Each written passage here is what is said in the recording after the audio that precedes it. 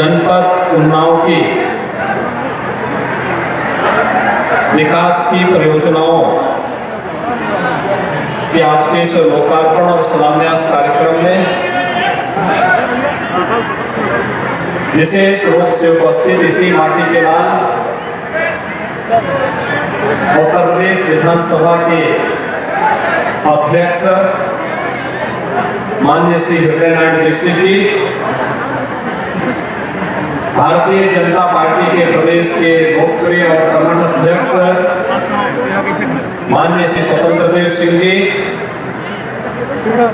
जिला पंचायत के नवनिर्वाचित अध्यक्ष श्रीमती स्वरुण सिंह जी,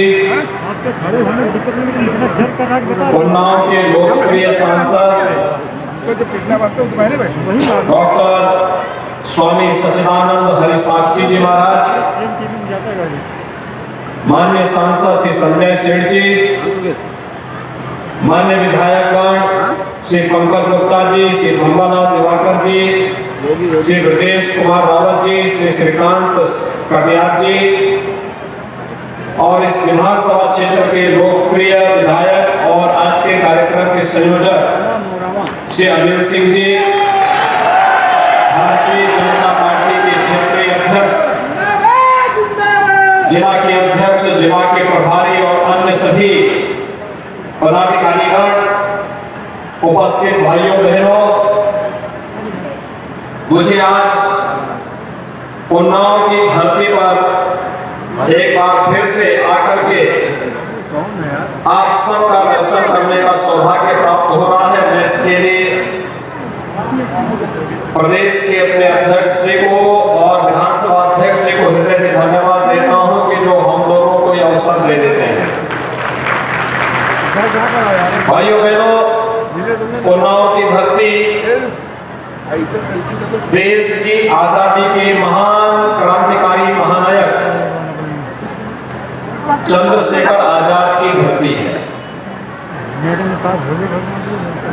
चंद्रशेखर आजाद ने इसी धरती पर जन्म लेकर के देश की आजादी के लिए अपना सब कुछ न्यौछावर किया था। भाइयों बहनों, इसी धरती से 1857 के प्रथम स्वतंत्र समर में राजा राव राम बख्श सिंह जी ने भी आजादी का बिगुल फूंकने का कार्य किया था। और भाइयों बहनों, कौन विस्मृत कर सकता है महाकवि सूर्यकांत त्रिपाठी निराला जी को। हर साहित्य धर्मी का स्मरण करता है। पंडित प्रताप नारायण मिश्र जी को उनकी ओजपूर्ण कविता के दर्शन अब कहां होते हैं। भाइयों बहनों, सचमुच जिन्होंने अपनी लेखनी को अपनी साधना का हिस्सा बना करके भगवती चरण वर्मा जी, आचार्य नंद दुलारे वाजपेयी जी जैसे महान सपूतों ने जिस धरती पर जन्म लिया, उस धरती को मैं कोटि कोटि नमन करता हूं। आज यहाँ पर एक साथ 81 करोड़ रुपए की परियोजनाओं का लोकार्पण शिलान्यास का कार्यक्रम संपन्न हो रहा है। मैं इस अवसर पर आप सभी उन्नाव जनपद वासियों को हृदय से बधाई देता हूं, अपनी शुभकामनाएं देता हूं और खास तौर पर प्रदेश के विधानसभा के अध्यक्ष जी को इस बात के लिए अभिनंदन करता हूं कि इतना विराट सम्मेलन उनके शिष्य अनिल सिंह के संयोजकत्व में और उनकी पुस्तक पंडित दीनदयाल उपाध्याय दृष्टि और दर्शन, इतना भव्य विमोचन का कार्यक्रम भी आज संपन्न हुआ है। मुझे लगता है कि दुनिया में पहली बार होना होगा जब किसी पुस्तक का विमोचन का कार्यक्रम इतना विराट हो रहा हो। सचमुच मैं इसके लिए विधानसभा के अपने विद्वान अध्यक्ष माननीय हृदय नारायण दीक्षित जी का हृदय से अभिनंदन करता हूं। इस कृति को आज यहाँ पर विमोचन का कार्यक्रम संपन्न हुआ है। पंडित दीनदयाल उपाध्याय जी की यह कृति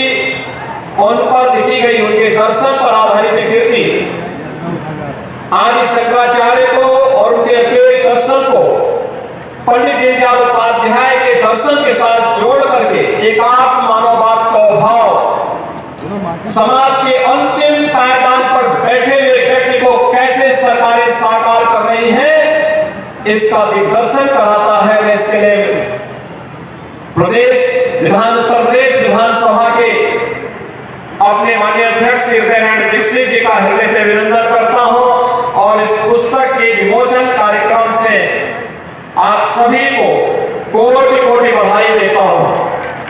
भाइयों बहनों, मैं बधाई देता हूं शैलेश सिंह को। सचमुच जब विधानसभा के चुनाव हुए थे तो अनिल सिंह दूसरी धुरी पर थे, हम लोग दूसरी धुरी पर थे।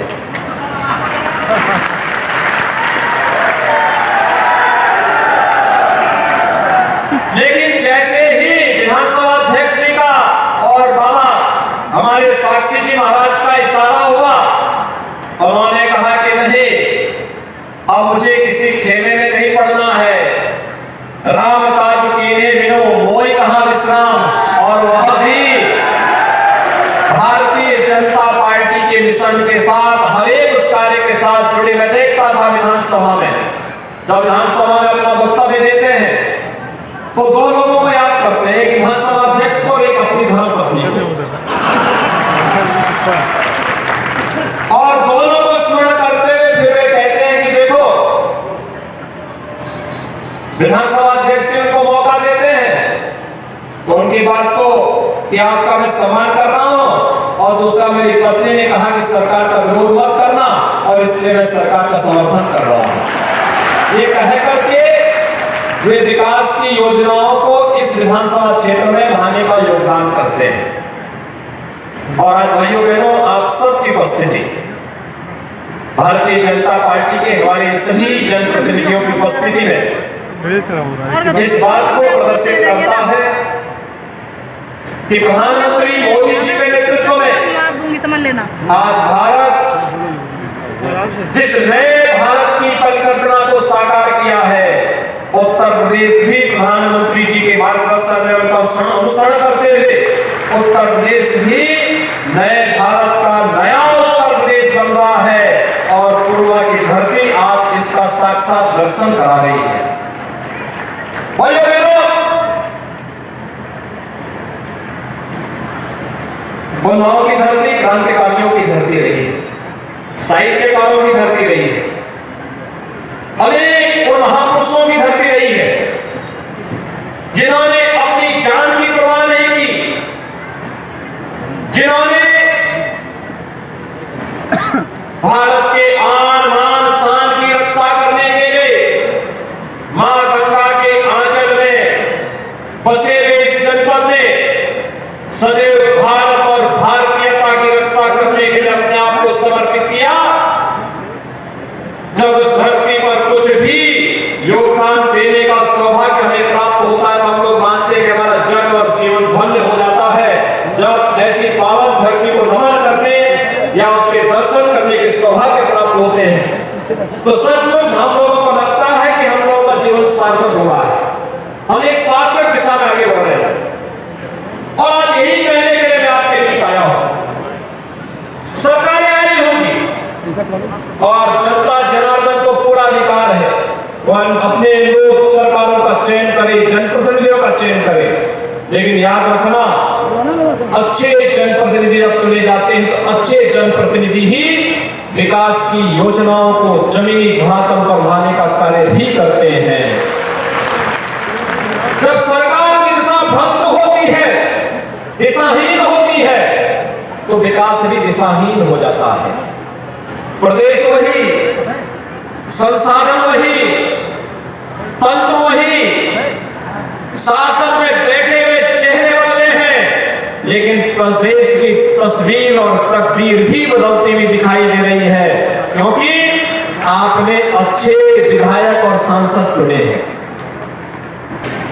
गरीब के आवास के लिए, गरीब के शौचालय के लिए, गरीब को 5 लाख रुपए की स्वास्थ्य बीमा का कवर मिल सके इसके लिए, हर गरीब को रसोई गैस का कनेक्शन मिल सके इसके लिए, हर गरीब को विद्युत का कनेक्शन मिल सके इसके लिए, हर गांव में सड़क बन सके, और समान रूप से लखनऊ की तरह पुणे में भी और उन्नाव में भी बिजली हर घर तक चमचमाती हुई दिखाई दे, इसके लिए जब ये लोग लड़ते हैं तब ये सब साकार होता है।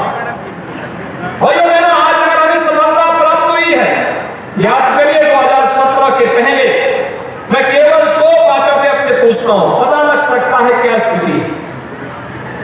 क्या 2017 के पहले आपको बिजली मिलती थी? आप बताइए, इशारा कर लीजिए। मिलती थी तो हाँ बोल दीजिए, नहीं मिलती तो एकदम मना कर दीजिए। और भाइयों बहनों, क्या 2017 के पहले गरीबों को राशन मिलता था जैसे राशन इस समय दिया जा रहा है? लेकिन आज तो मिल रहा है ना, राशन मिल रहा है। थोड़ा हाथ खड़ा करके थोड़ा बोलिए भाई, मैं मुझे थोड़ा दिखाई तो दे। और बिजली आ रही है क्या? ये है, अच्छे लोग चुनते हैं तो शासन की योजना आप तक पहुंच जाती है। अच्छी सरकार चुनते हैं तो बिजली भी आपके घर में आकर के चमचमाती हुई दिखाई देती है, घर को रोशनी कर देती है। लेकिन भाइयों बहनों, जब गलत लोग चुने जाते हैं तो अन्न का पूरा राशन सेठई खानदान के पास पहुंच जाता है। ये पूरा का पूरा राशन तो चंद माफिया हजम कर जाते हैं। गरीब का राशन खाने में इनको कोई संतोष नहीं होता है। बिजली का पैसा गायब हो जाता है, पूरी पीढ़ी की पीढ़ी बीत जाती है, कभी बिजली नहीं आती। 2017 में जब हम लोग आए थे, मेरा सौभाग्य है कि माननीय अध्यक्ष जी के ही सानिध्य में हम लोगों को उत्तर प्रदेश के अंदर हर घर बिजली की सपने को साकार करने का सौभाग्य इसी उन्नाव की धरती पे प्राप्त हुआ था। उन्नाव से हम लोगों ने इस योजना को शुभारंभ किया था। और आज भाइयों बहनों, उत्तर प्रदेश के अंदर आजादी के बाद 1,23,000 कुरवे और मजरे ऐसे थे जहां बिजली नहीं पहुंची थी। 1,38,00,000 परिवार ऐसे थे जिन लोगों ने कभी बिजली के दर्शन नहीं किए थे। जब उनको कोई बिजली की बात करता था तो उनको लगता था कि बिजली का मतलब जो बरसात के समय आकाश में टपकती है वह बिजली। हम कहते थे उस बिजली में बच्चे नहीं पढ़ पाएंगे, उस बिजली से मोबाइल फोन चार्ज नहीं हो पाएगा, और उस बिजली से ऑनलाइन एजुकेशन का घर घर में टेलीविजन दे करके घर घर बिजली के सपने को साकार करने के लिए अगर कोरोना जैसी महामारी भी आएगी, बच्चों को घर में ऑनलाइन एजुकेशन के माध्यम से ऐसे हर घर योजना बिजली की हर घर में पहुंचनी चाहिए। और हम लोगों ने इसी धरती से इसको प्रारंभ किया। उत्तर प्रदेश के अंदर हर एक घर में बिजली जा रही है, हर एक जगह बिजली दी जा रही है, बिना भेदभाव के बिजली दी जा रही है। और पहले तो बहन जी आती थी, वो अपने गांव और अपने जिले तक सीमित थी। बबुआ आता था तो बबुआ भी 12 बजे सोकर के उठता था और उनको लगता था कि जैसे सूरज की रोशनी है ऐसे ही रात्रि में बिजली भी रहती होगी, इसलिए बिजली कहीं आने की आवश्यकता ही नहीं। और उन माफियाओं के चंगुल में पूरी व्यवस्था को धकेल करके अपने ऐशो आराम की जिंदगी व्यतीत करते थे। लेकिन भाइयों बहनों, आज उत्तर प्रदेश में ऐसा नहीं है। आज तो प्रधानमंत्री मोदी जी का वह संकल्प सबका साथ सबके विकास को पूरी मजबूती के साथ लागू करने का प्रयास हो रहा है। मैं भी मंच में देख रहा था, प्रधानमंत्री आवास योजना गरीबों को तो उपलब्ध कराई जा रहे हैं। क्या आवास किसी का चेहरा, किसी की जाति देख करके नहीं, उस हर गरीब को देने का संकल्प है जिसके पास सिर ढकने के लिए छत नहीं है। और मेरा सौभाग्य है, हमारी सरकार ने विगत 4.5 वर्ष के अंदर 42 लाख लोगों को गांव और शहर में एक आवास उपलब्ध कराने का कार्य किया है। और मुझे बहुत प्रसन्नता हुई कि उन्नाव जनपद में 60,000 लोगों को अब तक प्रधानमंत्री आवास योजना का लाभ प्राप्त हुआ है। 60,000 लोगों को अकेले उन्नाव जनपद के अंदर।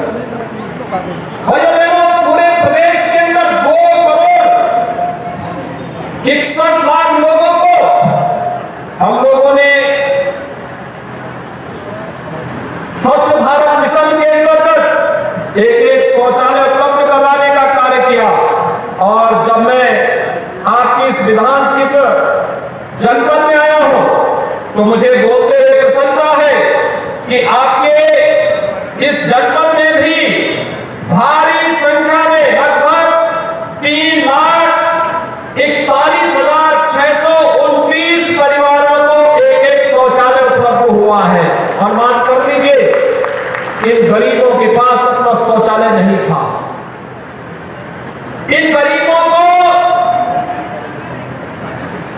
वहां की बहनों को, बेटियों की इज्जत पांव में लगी रहती थी।